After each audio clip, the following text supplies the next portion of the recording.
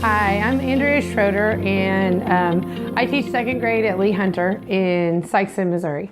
And I am here to tell you guys a little bit about my research project. The title of my research project is The Effects of Positive Behavioral Intervention and Supports on Academic Achievement. And a lot of these research projects are focusing on the effects of positive behavioral supports on the amount of discipline referrals, the amount of violence in classrooms, the amount of the effects it has on the behavior in the school. But another goal of PBIS is to increase student engagement by children feeling safe and teachers not having to deal with behavior issues in the classroom, and so therefore they are learning more, and so they should have it should have a positive effect on the MAP test scores. So that's what I set out to do. I set out to find out if there was any change in our MAP test scores over the years since they've started the PBIS program. So the purpose of my study is to investigate the effects of a school-wide PBIS on student engagement evidenced by test scores in elementary schools. The implementation for us is fairly new. We've only been doing it for a few years. And the first year that I was there, we had just started. We had school-wide implementations of lining up procedures. Everybody said, eyes on the door, feet straight on the floor, hands behind my back, and say no more.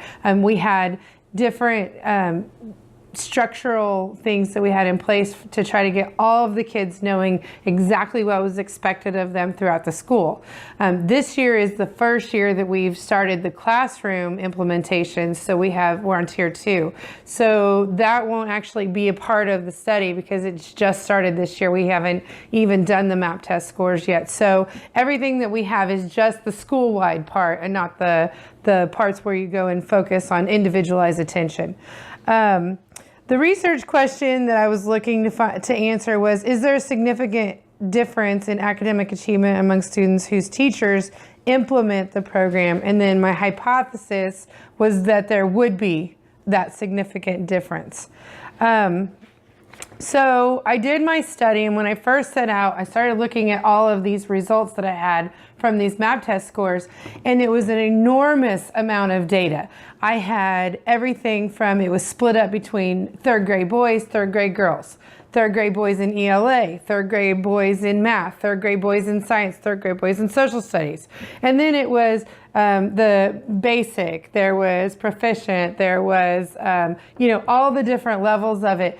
Amongst all of these things, it was this huge amount of data, and I almost changed my topic because I wasn't able to make sense of the data. So I went to my building administrator, and we looked up and found the composite scores, which is basically everybody put together. Third grade, fourth grade, everybody all together. And so when I looked at the information, what I found was that there was not an increase in scores. Not for the first couple of years. It wasn't until the third year that we actually started to see a rise in the scores. And what was interesting was that the scores that we had in 2011-12, which was our first year, the next 2 years went down, but then as they started to climb up, it ended up that last year's test scores ended up to be almost exactly the same as what they were that first year. So although we didn't see an immediate increase, we did see that trending drop stopped, and we did see an increase back up to where we were. So I feel like if this trend continues, that we will not only see bigger increases in MAP test scores, but we will be able to look at all of the discipline and the other things that go with it. So those were some of the things that I looked at for things to be further investigated. So thank you guys for your time. I hope you maybe learned a little bit about PBIS and have a great rest of the semester.